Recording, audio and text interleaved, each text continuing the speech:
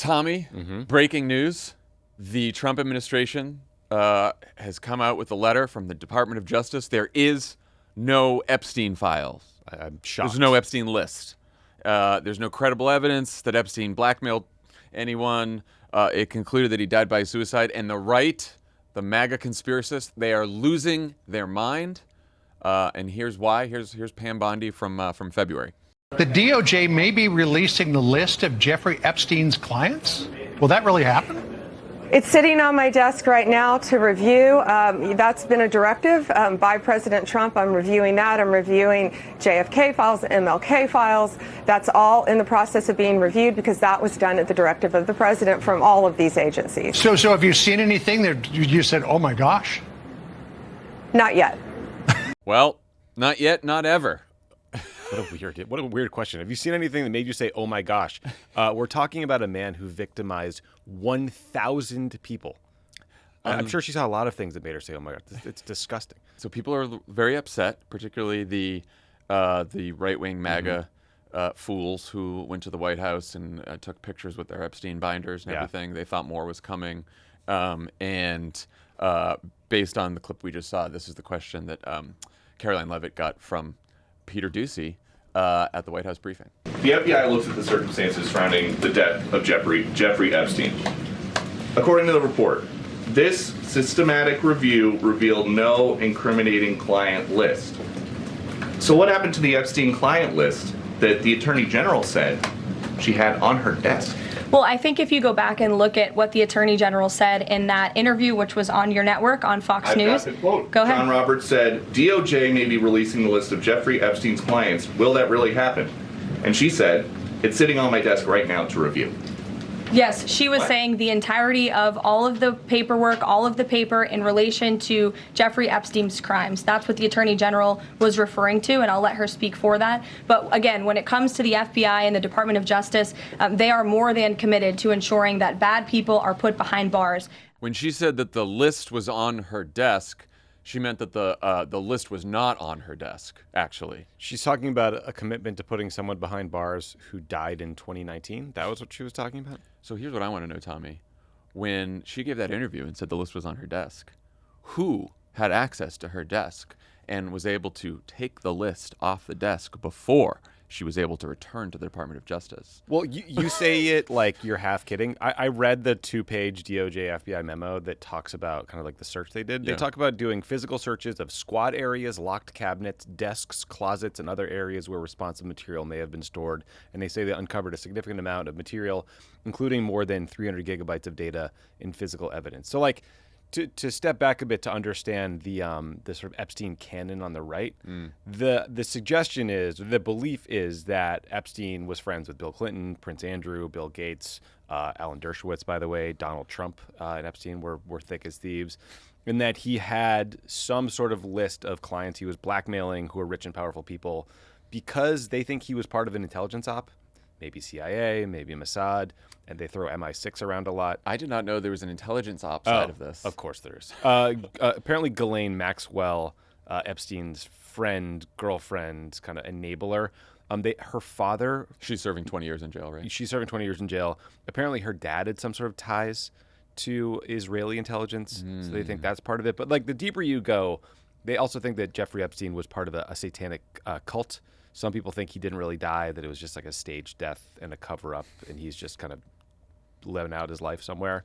So there's a lot of layers to this. It feels very Pizzagate, very QAnon, right? There's always like there's a pedophile conspiracy at the top levels of the government, mostly Democrats. We're sort of ignoring the fact that Trump has been on Jeffrey Epstein's plane, good friend.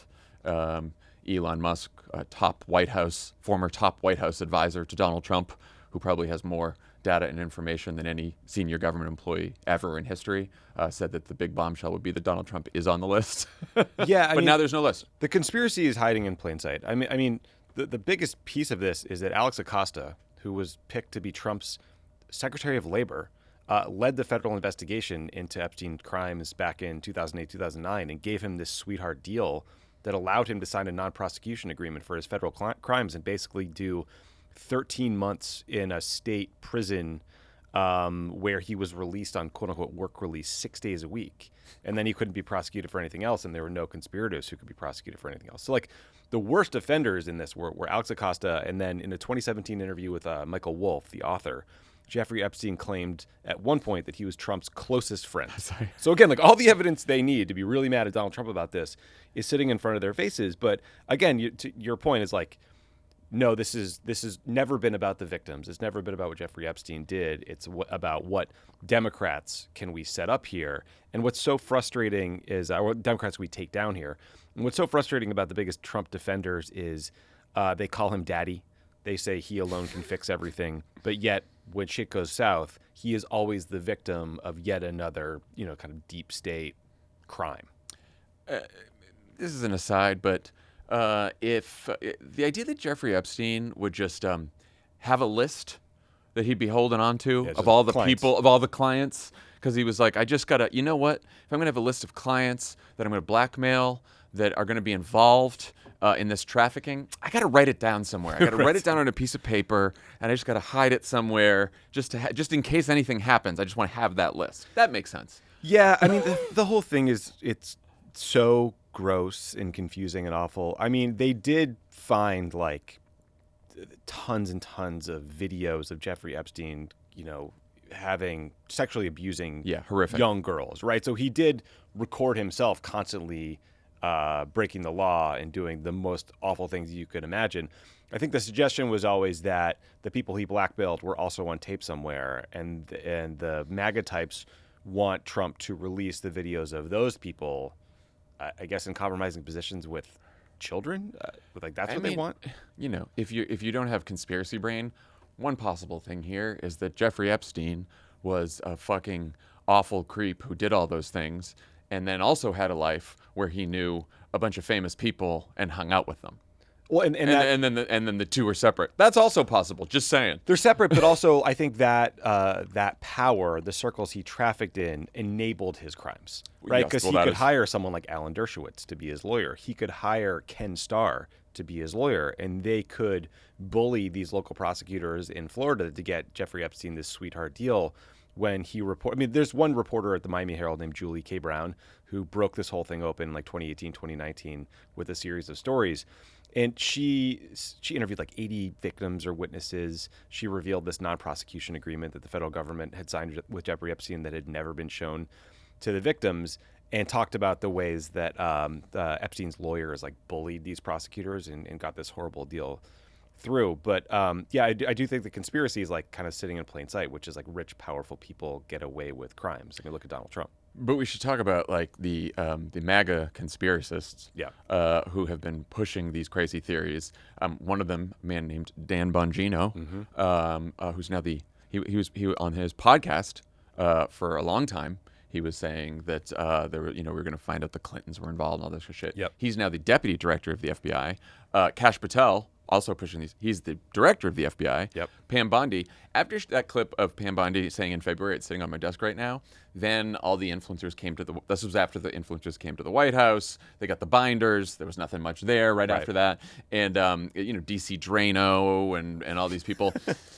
And in March, she did another interview after everyone was disappointed on Sean Hannity, where she said, "Oh, don't worry, we have a truckload of evidence." Right. Truckload of evidence. Right. And then we find out this, and DC Drano has now said this is a shameful cover-up to protect the most heinous list. Benny Johnson's out there saying, actually, there are dark forces at play here right now. Yeah. Elon Musk is still tweeting like it's been zero days since someone was arrested for Jeffrey Epstein's crimes, and then our boy Alex Jones. Yeah. He's having a real one today. He's on one. This is going to be an unmitigated disaster. I don't know how they got Trump and the DOJ to do this. Now, by coming in and being part of the cover-up, the Trump administration has become part of it. I mean, it's just you cannot see it any other way. So I just got to the office. I'm going to go throw up, actually. You couldn't try to hurt yourself worse. You couldn't try to discredit the FBI worse than what they've done. Pam Bondi, all of it. All those videos, her saying, yeah, she's seen the videos. It's all coming out. And then now it doesn't exist. I mean, what? Yeah, I watched about 45 minutes of Alex Jones's show today. Good for you. Yeah, real dark stuff. I'm going to read you another quote.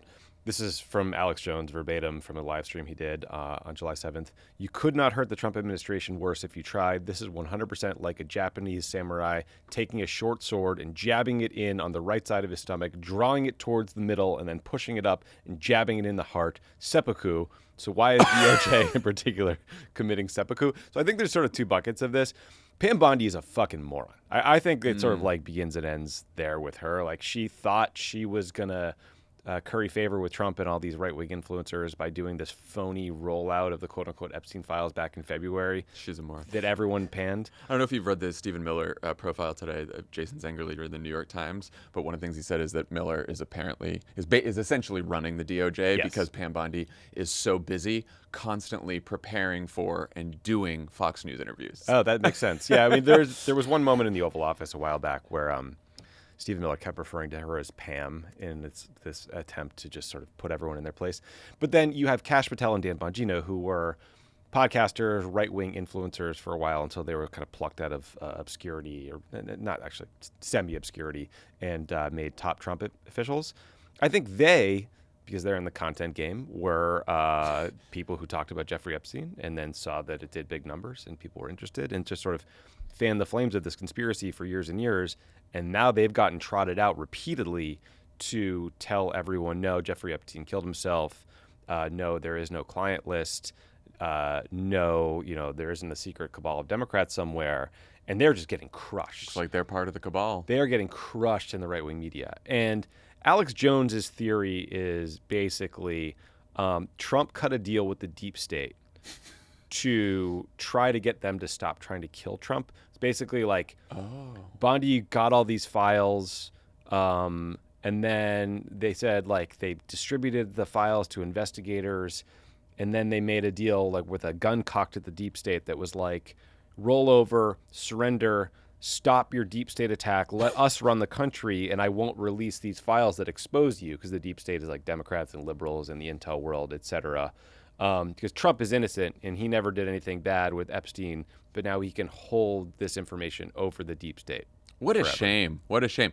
I would hate for the Trump's base and all of his supporters and all these MAGA influencers to lose faith in Donald Trump and the administration, because if they've been captured here and they're part of the deep, and they've sort of kneeled to the deep state on this one, what else are they hiding? So I was texting with someone that is extremely dialed into this world today. And this person said... Steve Bannon or Tucker Carlson? I can't tell you who. This person said, I think the Trump coalition is coming to the breaking point over this. BB plus Epstein is death. It feels like the whole movement is about to explode. So I do like watching Alex Jones is really. I'll take whatever I can get. I'll take what I can get to. That's fine. But like watching Alex Jones was instructive because he seemed physically pained, right? Like I kind of believe him there. Like this man has spent years of his life marinating in this stuff, and when you really dig into it, it's like horrific. Jeffrey Epstein's a horrific guy. He deserves whatever he got.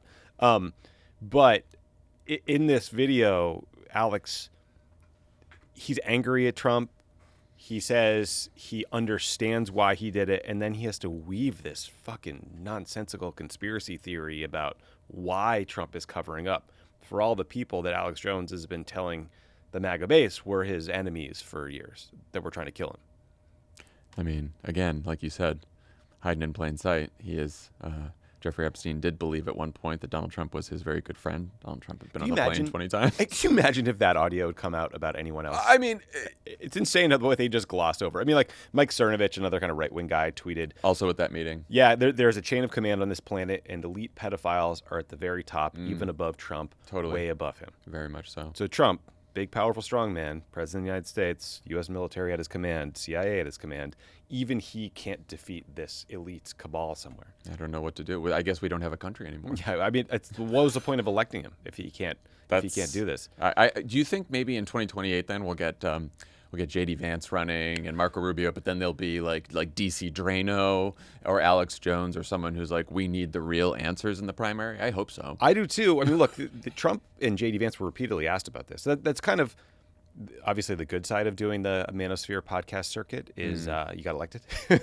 Well done, sir. Joe Rogan trafficked in some of these theories. Oh, for sure. But for sure, right? But Trump got asked about this all the time. JD got asked about this all the time. Like Lex Friedman asked Trump about Epstein Island and the files, and he said, yeah, like he was asked if he'd release the list, and he said, I certainly take a look at it. Yeah, I'd be inclined to do the Epstein thing. I have no problem with it. JD Vance said to Theo Vaughn, we need to release the Epstein list. That's an important thing. So they will all get held to account on some level about this. I do think, like, ultimately, I think the kind of elite MAGA media types will find a thing to be mad at Democrats about and focus on that because that's good for business, right? And it's good for their political project. But there will be some people that just kind of lose faith in Trump over stuff like this, in the Iran war, et cetera. Well, that's all we got for this one. But please subscribe. Hit the subscribe button on our YouTube channel for PSA, because there's all those right-wing kooks out there. Alex Jones, he's out there peddling all this nonsense, and all the people that you text all the time. So, we need help here. So help us grow the channel. Yeah, if you want actual facts about Jeffrey Epstein to be surfaced when people search for information on the YouTube algorithm, subscribe to us. We gave you facts. If you want crazy shit, like it's an evil satanic cabal and that Donald Trump is actually fighting them by claiming there is no client list, subscribe to Alex Jones. And you know who would say that? Someone who's on the list. That's right. That's right.